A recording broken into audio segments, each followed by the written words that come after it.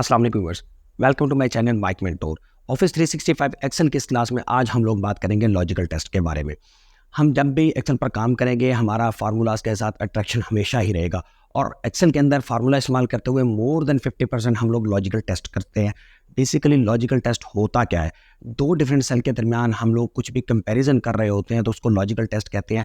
Basically हमारे पास 4 logical operators हैं, greater than, less than, equal and not equal to, और इसका कम्बिनेशन भी है ग्रेटर देन इक्वल टू और ग्रेटर देन लेस देन और लेस देन इक्वल टू और नॉट इक्वल टू। ये हमारे पास कुछ इसके कम्बिनेशन में बनते हैं जिनको हम इस्तेमाल करते हुए दो डिफरेंट सेल के दरमियान कंपैरिजन करते हैं। अगर एक सेल के अंदर हमारे पास डाटा है न्यूमेरिक्स में 20 और दूसरे में 10 है तो हम दोनों का कंपैरिजन करेंगे कि क्या ये बराबर है, क्या ये बड़ा है 10 और जो है 20 छोटा है, या 20 बड़ा है और 10 जो है वो उससे छोटा है। ये डिफरेंट जो कम्बिनेशन है वो हम लोग इस तरह से इस्तेमाल करते हैं। तो ना सिर्फ न्यूमेरिक्स पर, हम टेक्स्ट पर भी इस तरह से करते हैं कि दो डिफरेंट सेल की आपस में कंपैरिजन किया जाता है। इसी तरह हमारे पास नेक्स्ट जो है वो इफ़ स्टेटमेंट्स है। कुछ कंडीशन में ऐसा होता है कि हमने एक स्पेशल कंडीशन लगानी होती है कि अगर स्पेशल कंडीशन, एक स्पेसिफाइड कंडीशन जो है वो मीट कर जाती है तो हमें ये रिजल्ट चाहिए। सपोज हम ये एग्जांपल ले लेते हैं मार्कशीट्स की।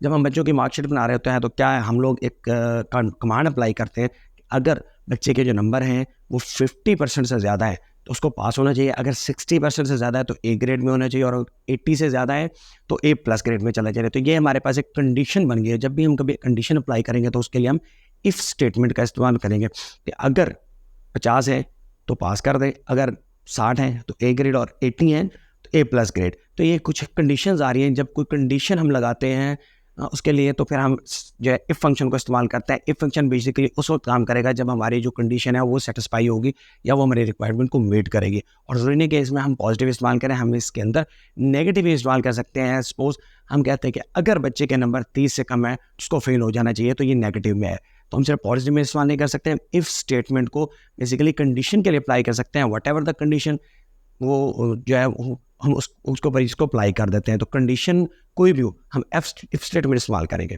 चलिए स्क्रीन की तरफ, let's do follow the steps.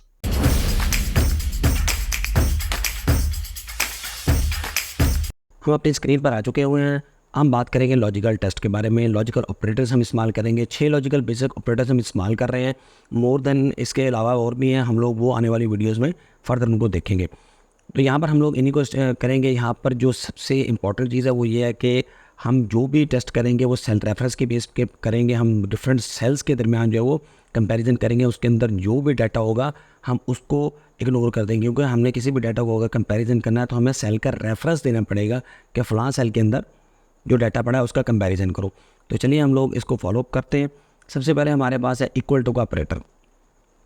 हम लोग टेस्ट करेंगे दो डिफरेंट सेल्स के अंदर जो हमारे पास डाटा है वो इक्वल है या नहीं। तो लॉजिकल टेस्ट की बेस पर हमारे पास जवाब आएगा येस और नो का, या इक्वल और नॉट इक्वल, ट्रू और फॉल्स का। तो हम करते हैं पहले C6 और इसको इक्वल करते हैं D के। तो देखिए हमारे पास जो है वो फॉल्स है, क्योंकि जो 25 है 45 से छोटा है, वो बड़ा नहीं है या इसके इक्वल नहीं है। इसी तरह हम लोग नॉट इक्वल लगाते हैं कि क्या 25 45 के इक्वल है। तो हम लोग इसको जब एंटर करेंगे तो हमारे पास ट्रू आ जाएगा कि ये वाकई इक्वल नहीं है। नॉट इक्वल टू मीन्स ये बराबर नहीं है। इसी तरह हमारे पास है ग्रेटर देन। क्या 25 45 से ग्रेटर देन है? तो हमारे पास जो रिजल्ट आएगा वो आएगा फॉल्स, क्योंकि 45 ग्रेटर देन है 25 से। इसी तरह से हम लोग दूसरा टेस्ट लगाते हैं कि क्या ये इसके बराबर है या इससे बड़ा है। देन हमारे पास जो अगेन फॉल्स आएगा, क्योंकि ये दोनों कंपेयर नहीं कर रहे हैं। इसी तरह हम लोग अगर नीचे की तरफ देखें, हमारे पास जो डिफरेंट सिचुएशंस हैं वो हैं लेस देन की। तो लेस देन में हम लोग लगाएंगे कि यार 25 45 से लेस देन है, तो हमारे पास जवाब आएगा ट्रू। जी हाँ, क्योंकि 45 बेहतर है 25 से।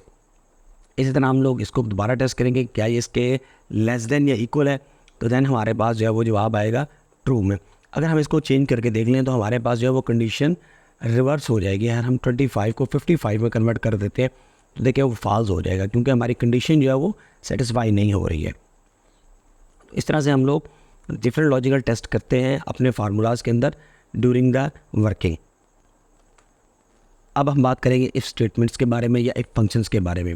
तो फर्स्ट ऑफ ऑल हम लोग पहले वो एक लॉजिकल ऑपरेटर जो है वो लगा कर यहाँ पर देख लेते हैं कि क्या ये जो डाटा है हमारा B5 के अंदर वो C5 से बड़ा है یا نہیں تو ہمارے پاس جو ہے وہ جواب فالس میں آئے گا. اب ہم لگائیں گے ایف کی اسٹیٹمنٹ. اس سے پہلے ہم لوگ اس کو چینج کرتے ہیں اور 55 کرتے ہیں. دیکھیں ہمارے پاس کنڈیشن وہ ٹرو ہو چکی ہوئی ہے.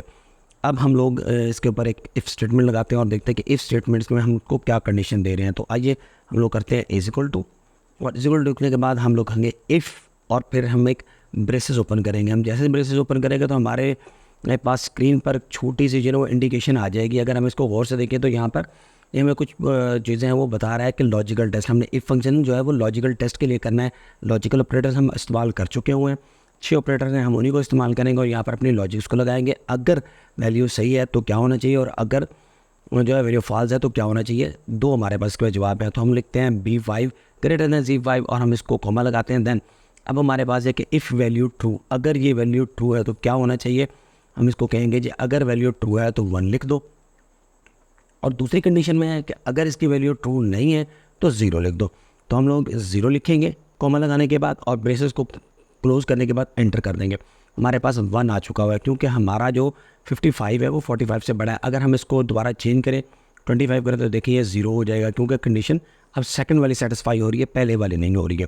اسی طرح ہم لوگ نیچے پھر دیکھ لیتے ہیں. اگر ایف اسٹیٹمنٹ دوبارہ لگاتے ہیں از اکول ٹو ایف, اور پھر ہم بریسز اوپن کریں گے اور اس کے اندر ہم لوگ آتے ہیں کہ اگر B5 جو ہے وہ بڑا ہے C5 سے تو کیا کریں, ہم کوما لگائیں گے اور پہلے اس کو لگا دیں گے پاس. اور اگر یہ اس سے بڑا نہیں ہے تو کیا کریں گے, پھر ہم اس کو تو ہم لوگ اس کے اندر فیل لکھ دیں گے. یہاں پر یہ ایک چیز دیکھنے والی ہے کہ جب ہم لوگ نومیرکس لکھیں گے تو ہم اس کو سمپلی لکھتے ہیں, لیکن جب بھی ہم ٹیکسٹ لکھیں گے تو ہم اس کو ہمیشہ ڈبل کوٹس کے اندر لکھیں گے. ہم اس کو وداؤٹ کوٹس نہیں لکھیں گے. ڈبل کوٹس کے اندر ہم نے ٹیکسٹ کو لکھنا ہے, تو ہم نے کیونکہ پاس اور فیل لکھنا ہے, یہ دونوں ٹیکسٹ ہیں, تو اس صورت میں ہم نے اس کے اندر اس کو ڈبل کوٹ کے اندر ہی لکھنا ہے. ہم نے اوپر والی دیکھیں جو اسٹیٹمنٹ ہم لگاتے ہیں 0 اور 1 والی, اس کے اندر ہم نے کوئی بھی کوٹ نہیں لگایا کیونکہ وہ نومیرکس میں تھے. نیچے والی پاس اور فیل کے اندر ہمارے پاس اب جو وہ ٹیکسٹ آ رہا ہے, تو ٹیکسٹ انوالو ہونے کی وجہ سے ہم اس کو ڈبل کوٹس کے اندر لکھیں گے. اب نیچے ہم آتے ہیں یس اور نو پہ کرتے ہیں. اف 55 جو ہے وہ گریٹر دین ہے 45 سے تو کیا ہے, یس ہونا چاہیے, اور اگر یہ سے بڑا نہیں ہے تو نو ہونا چاہیے. ہم اس کو کلوز کریں گے, انٹر کر دیں گے. اب اس کے ساتھ ہم لوگ کچھ اور مینیپولیشنز بھی کر سکتے ہیں. ہم ایتھمیٹک آپریشنز بھی ہیں وہ پرفارم کر سکتے ہیں. سپوز ہم لوگ ایف کی فنکشن لگاتے ہیں اور اگر ہم کہتے ہیں کہ جو ہے B5 اس کی جو ویلیو ہے وہ C5 سے بڑی ہے, تو کیا کرنا چاہیے کہ B5 اور C5 دونوں کو جمع کر دیں.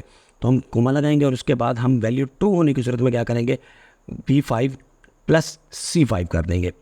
اف یہ ٹرو ہو جاتی ہے اور کوما لگائیں گے, اور اگر یہ سچویشن ٹرو نہیں ہوتی ہے تو پھر اس کو 0 لگا دینے چاہیے. تو ہم یہاں پر 0 لگائیں گے کومے کے بعد, اور پھر کلوز کرنے کے بعد انٹر کر دیں گے.